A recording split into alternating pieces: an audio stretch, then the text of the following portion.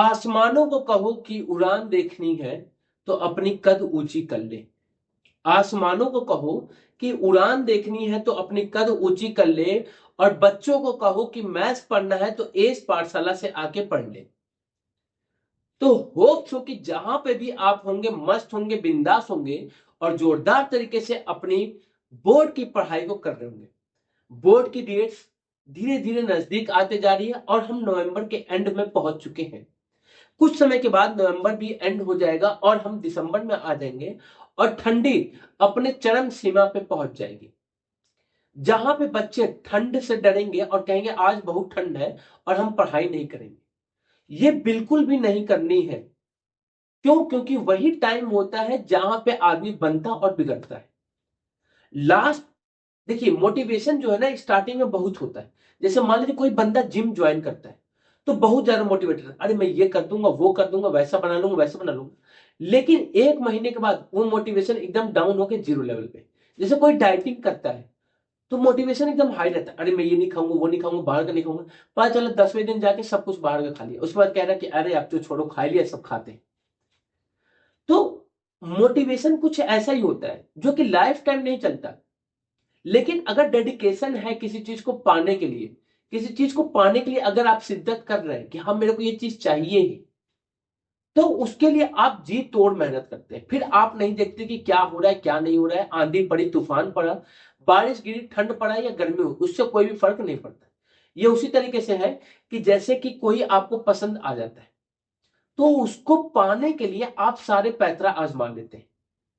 उसके आगे पीछे जाना, वो जब घर से निकले तो आप भी घर से निकलना, मार्केट जाए तो मार्केट निकलना, स्कूल के टाइमिंग सेम, स्कूल के गेट पे उसका इंतजार करना, क्लास में उसके लिए बैठे रहना, क्लास में सीट रोकना। इस तरीके से सारी हरकतें आप करते हैं जो कि आपके बस की बात नहीं होती, बट करते हैं। क्यों? क्योंकि आप उसको पाना चाहते हैं। तो यही शिद्दत आपको अपने पढ़ाई में भी लगानी। होप सो की बातें समझ में आई होंगी। तो इसी अंदाज में आज की हम क्लास को स्टार्ट करते हैं, जहां पे हम एपी के बेहतरीन क्वेश्चन को करेंगे और एपी को आज की ही क्लास में द एंड भी करेंगे।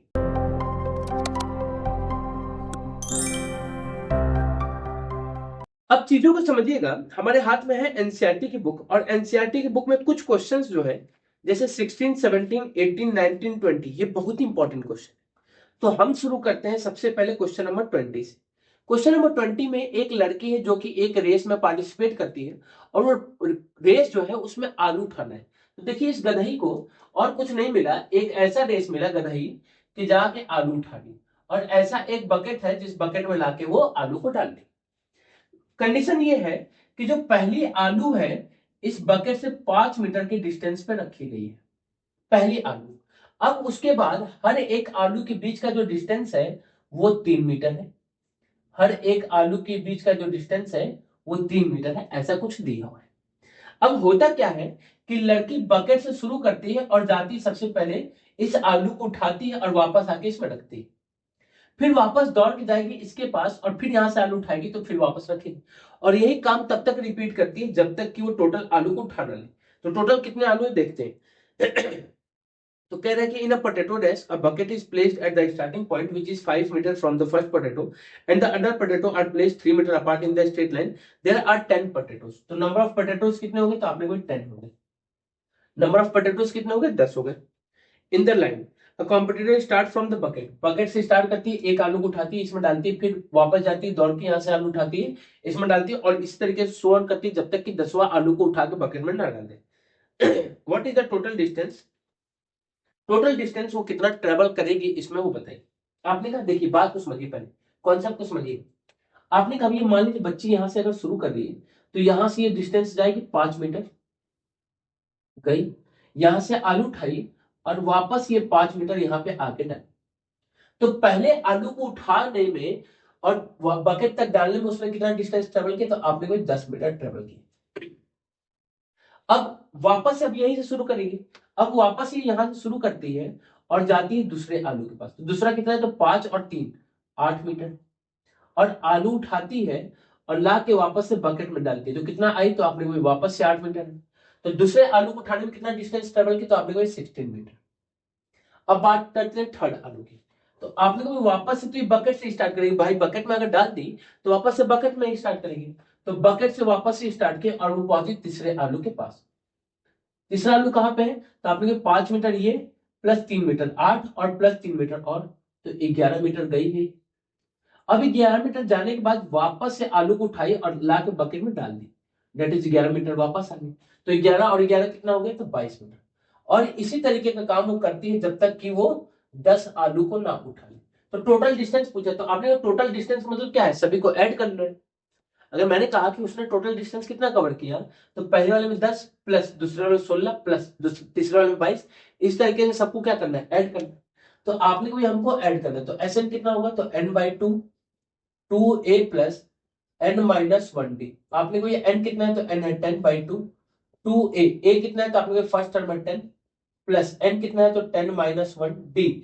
d कितना होगा, तो आपने कॉमन डिफरेंस कितना आ जाएगा, तो 16 - 10 दैट इज 6 मीटर। तो d कितना हो गया, तो आपने 6 हो गया।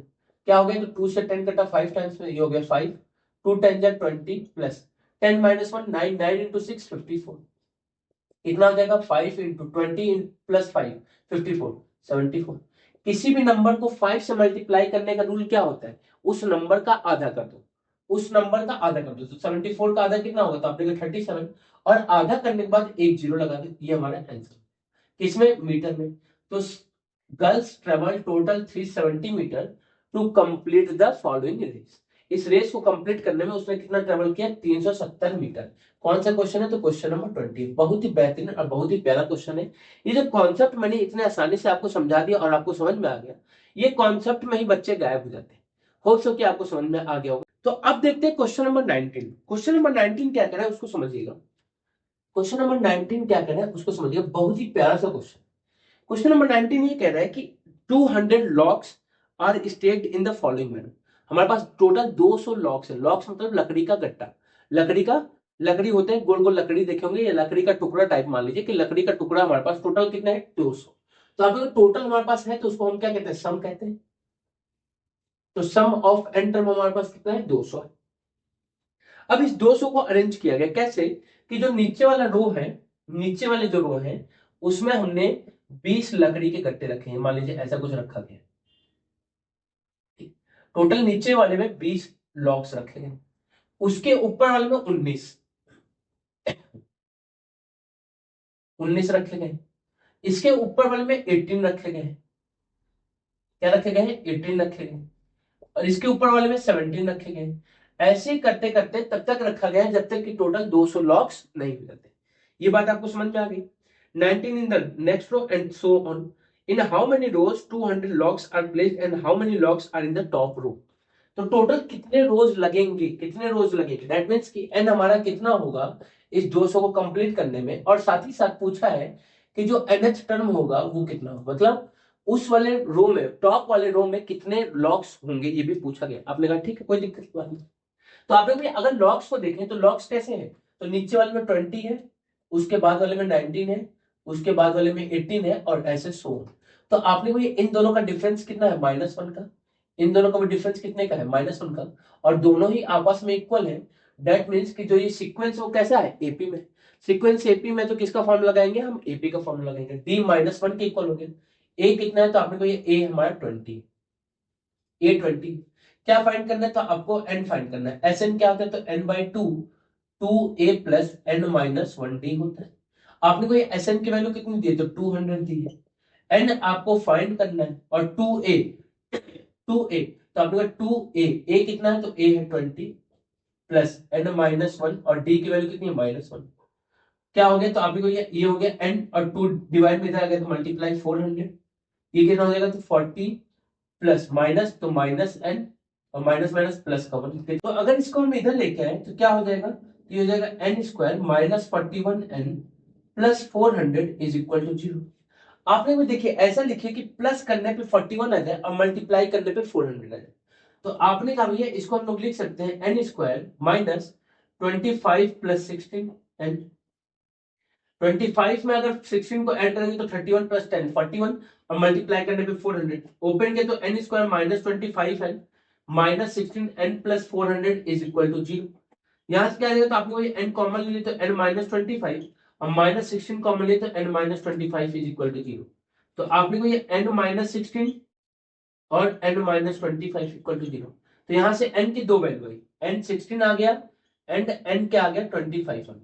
ये उसी तरीके से जिसमें जैसा कि हमने एक क्वेश्चन किया था जहां पे n की दो वैल्यू आ रही थी और मैंने बताया था कि सीरीज क्या है, सीक्वेंस क्या है, डिक्रीजिंग है। यहाँ पे देखिए सीक्वेंस क्या है, डिक्रीजिंग है, इसलिए दो वैल्यू आ रही है।